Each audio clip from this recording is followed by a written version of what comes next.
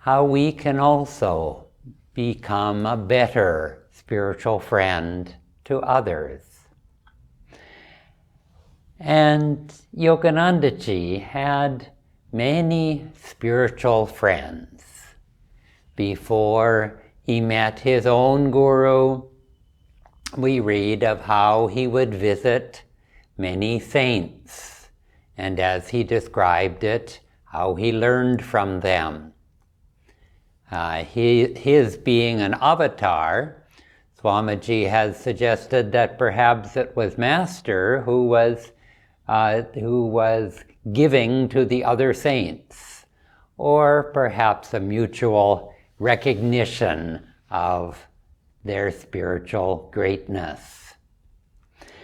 And as a boy on his way home from school, Master would often go and visit the levitating saint because he lived nearby. And there was Master Mahashaya, the blissful devotee, the famous disciple of Sri Ramakrishna, who wrote the wonderful book, The Gospel of Sri Ramakrishna, which if you have not read, I certainly highly recommend to you, The Gospel of Sri Ramakrishna. And Master Mahashaya, together with Master, they would visit many times the Kali temple where Sri Ramakrishna had lived. And it was also once where Master Mahashaya took Master to a movie, and then afterwards struck him on the chest and gave him a blissful experience on a street corner in Calcutta. And all of these stories that we hear of Master's visits with saints, and this sense of camaraderie, this sense of spiritual friendship. And then there was Swami Kebalananda, whom Master describes as my saintly Sanskrit tutor. And Swami Kebalananda starts out as a Sanskrit tutor, but then also becomes a spiritual mentor and a colleague of Master's. And he was a disciple of Lahiri Mahashaya, and he taught Yogananda ji Kriya Yoga. He said that he had spent time with Babaji in the Himalayas, and he was the one to tell a number of the stories of Babaji that we're familiar with from the autobiography of a yogi. And the two of them, Master Mahashaya and, Swami Kebalananda and Master, started Master's first ashram in Calcutta behind the house of his friend Tulsi Bose. And when we take groups on pilgrimage to Calcutta, we visit that home of Tulsi Bose, where the first ashram was started. Then later, Swami Kebalananda followed Master also to his school in Ranchi and became one of the teachers there. And it was from that school later, when Master went to America, later on he brought over to America several of the teachers and several of the students of the Ranchi school to help him teach adults in America. And by contrast, Swami Kriyananda had a particular karma. As a youth, he was very curious. He was very keen to meet new people. He was seeking truth from a young age, and he was seeking to understand what people's motivations were. One example of this is when he lived in Charleston, South Carolina, when he was studying stagecraft. And he said that it was a small city, and he was able to meet people on all levels of society, from the poor to the wealthy.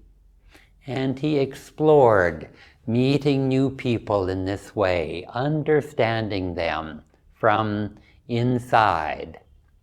But for all of the people that Swamiji met as a young man, he remained alone in his spiritual search. And he never had a spiritual friend or a spiritual mentor until he met his guru at age 22. And once he met Yogananda ji, after that, for the following 14 years, he lived in ashrams. And he was with his guru, but he was also part of a monastery and formed many strong bonds with the other monks there.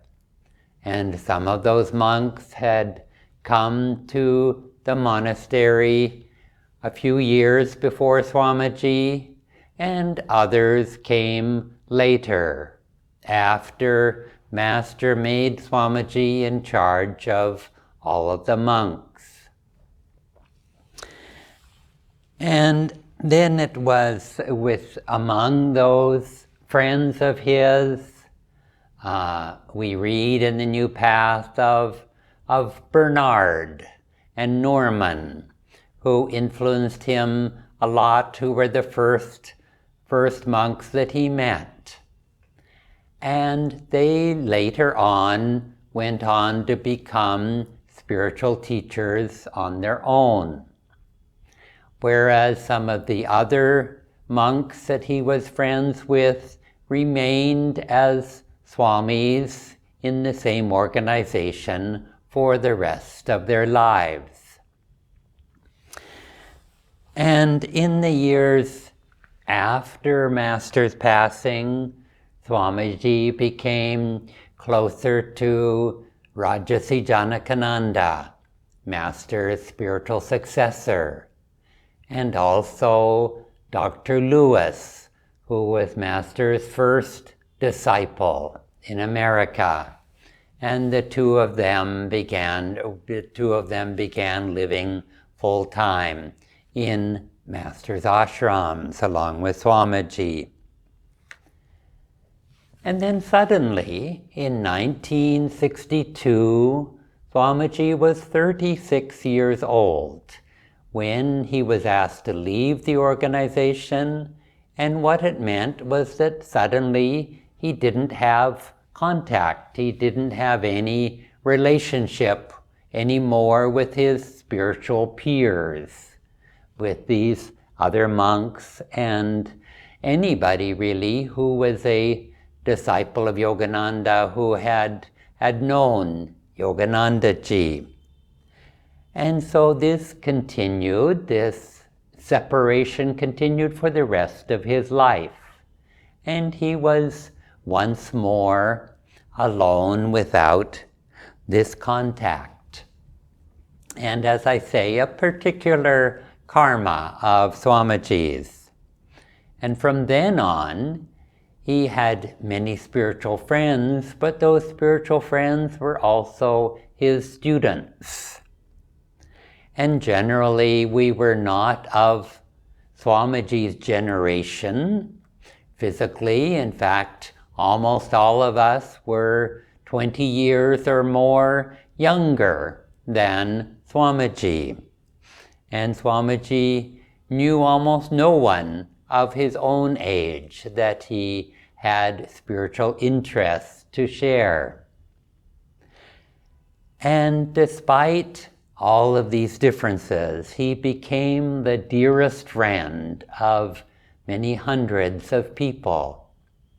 And perhaps in a sense it was because of these differences that he had with other people on a personal level that he became such a friend, that he never took such friendships for granted. Rather, he saw that each of those spiritual friendships as something sacred, something to cultivate very carefully and with love. And he would go to great lengths to be the very best spiritual friend that he could. And he saw that any legacy, or rather how he would like to be known, would not be as a teacher, as a guru, but rather as a spiritual friend. That was the way that he preferred to relate to people, and to see himself as their equal, as their kind, loving friend. And he could obviously see our faults, but he never drew attention to them. Rather, he chose to see the highest in each one of us. And what that did is that helped draw out the highest within us. And if we asked for help, he would give it very willingly. But he wouldn't impose if we had not invited his help. He would never give an unsolicited opinion or judgment. And I remember one time I was very confused out of a sense of duty. And I had committed myself to a project with other people, and those other people were gradually pulling themselves away from Swamiji, away from Ananda, and in effect pulling me away from Swamiji and Ananda. And this spiritual path, this spiritual life was everything to me. At the same time, I felt this duty to this project that I had given my word on. And so I wrote to Swamiji rather desperately, asking him to tell me what I should do. And he replied, and he did not tell me what to do. He did not tell me what not to do. Rather, he asked me several questions, maybe 4 or 5 questions. Questions such as, what do you value? He was asking me, what do I value the most? And where do my loyalties lie? What is most important to me? And then he asked, what about the other people? Are their loyalties to you? Are there loyalties to this project? Or are there loyalties, their affinity to something else entirely? And his asking me those questions had the effect of making me stop in my emotions that were all over the place, and to make myself calm inwardly, and to be able to introspect and ask myself those questions. And then the answer became very clear. And I learned what Sri Krishna tells us in the Gita, that when a lesser duty conflicts with the higher duty, then it is no longer, the lesser duty is no longer a duty for us. It is no longer our dharma. We need to follow the highest path that we know. And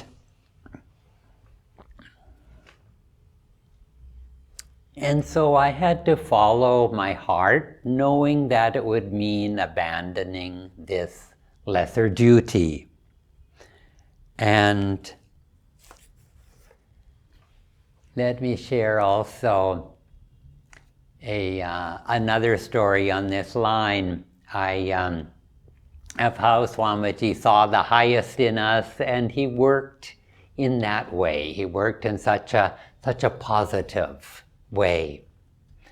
And when I was Swamiji's secretary for some 7 years, every day I would go to his home, I would bring his mail, and usually along with me there would be Swami Asha and 1 or 2 others.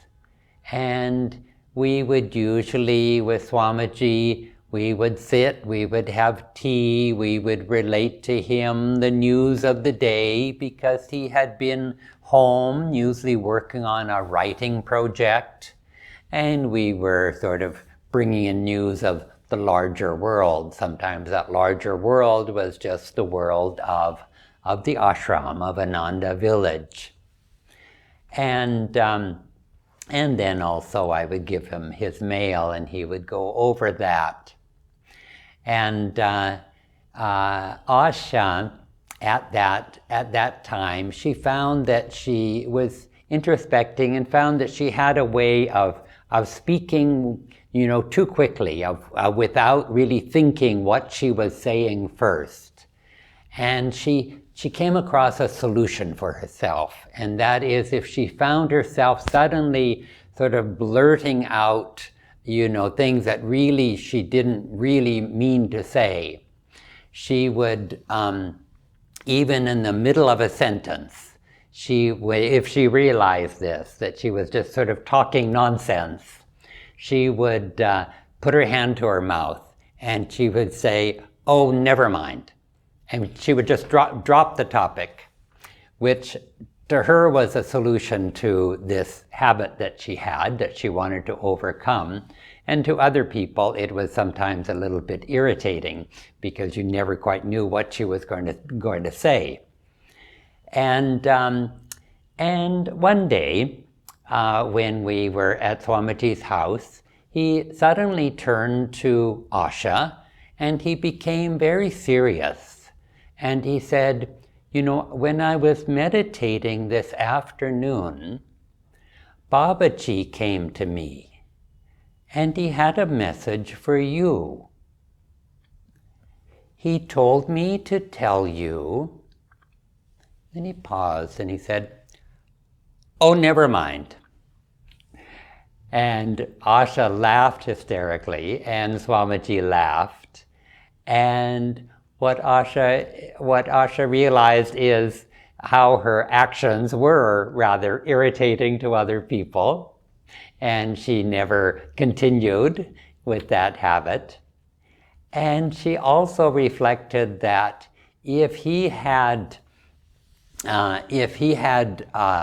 scolded her, or if he had, pointed out to her directly this bad habit that she had, that she would just feel so humiliated or embarrassed that it would take her weeks to get over it.